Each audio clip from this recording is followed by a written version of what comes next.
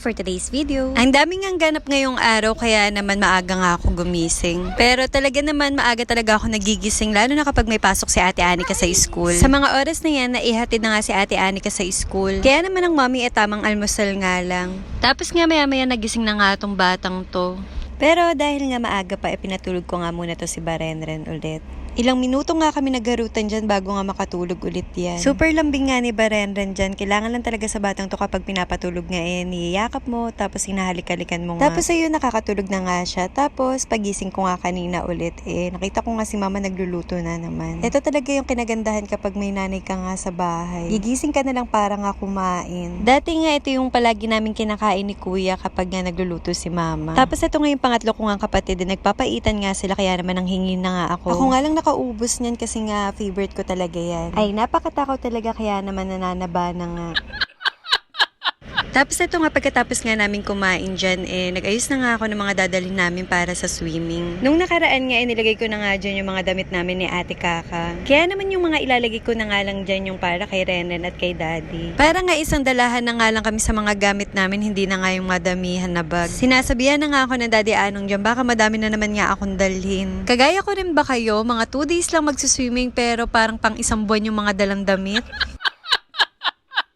Hindi, joke lang po kaya napadami kasi nga may dadaanan pa nga kami. Dadaan nga muna kami sa may Silang Cavite sa may Bulihan nga. Dadaan muna kami kala nanay kasi nga birthday nga ng mga pinsan ko. Ito nga palang pinapakita ko sa video, bili nga ito ni Ate Kilo. Tamang-tama nga ngayong mag-outing nga kami. Tapos ito nga yung pan-swimming ng dalawa. Kung nanonood ka nga sa mga vlog ko, pinakita ko nga to sa inyo. Tapos ito na okay na nga itong mga dadalhin namin. Minaleta na nga lang para isahan na nga lang yung dadalhin. Dahil nga sa Sabado pa naman yung swimming namin, itatabi ko nga muna to sa gilid. Baka nga kasi sakyan na itong batang bulinggit na to. Ito pa namang batang to, pag trip niya nga hindi niya titigilan. At yan, ready na for Saturday. Pagkatapos ko nga mag-ayos ng mga gagamitin namin sa swimming, inasikaso ko naman tong gagamitin ko para sa customer ko. May aayusan na naman kasi ako ng kuko mamaya. Kailangan ko na naman nga magmadali kasi nga baka dumating na nga mamaya yung customer ko. Kailangan ko pa kasi pumunta ng Pure Gold dyan, tapos kailangan mapaliguan ko pa to si Barenren. Tapos ito nga naubusan pa nga kami ng tubig kaya naman kailangan ko pa pumunta ng tubigan. Ay, kailangan na talaga magmadali kasi marami pa talagang gagawin. Nang makahingi nga si Renren ng milk niya,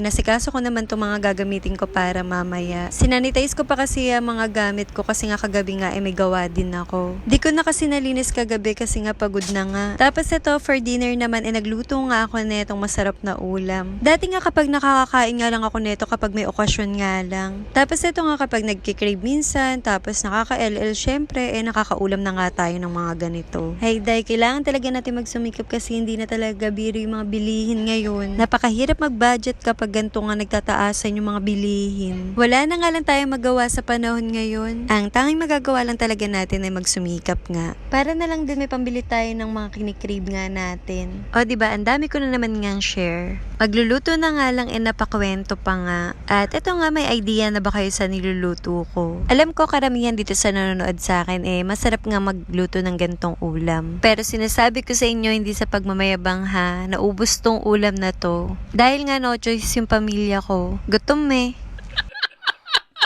Hindi, joke lang. Lagi naman ako nagluluto dito sa bahay. Sobrang simple ko nga lang magluto ng mga ganitong ulam. Masarap din naman yung mga simpleng ulam dati. Kung paano niluluto. Ngayon kasi minsan binibigyan nila ng twist yung mga dating ulam. Kaya talaga mas napapasarap nila ngayon. Oh guys, alam niyo na ba yung niluluto ko? O diba, lagi din talaga to sa handaan. Kaya naman isa din ito sa palaging nauubos. Kaya naman minsan yung naghahanda nga nagtatabi na nga ng para sa kanila. Hindi, joke lang. Talagang mapapasarap talaga yung kain mo kapag ganito nga yung mga ulam. Kahit sino naman talaga makakalimutan yung salitang diet. At ayan, maya-maya nga lang malapit na nga maluto tong ulam na to.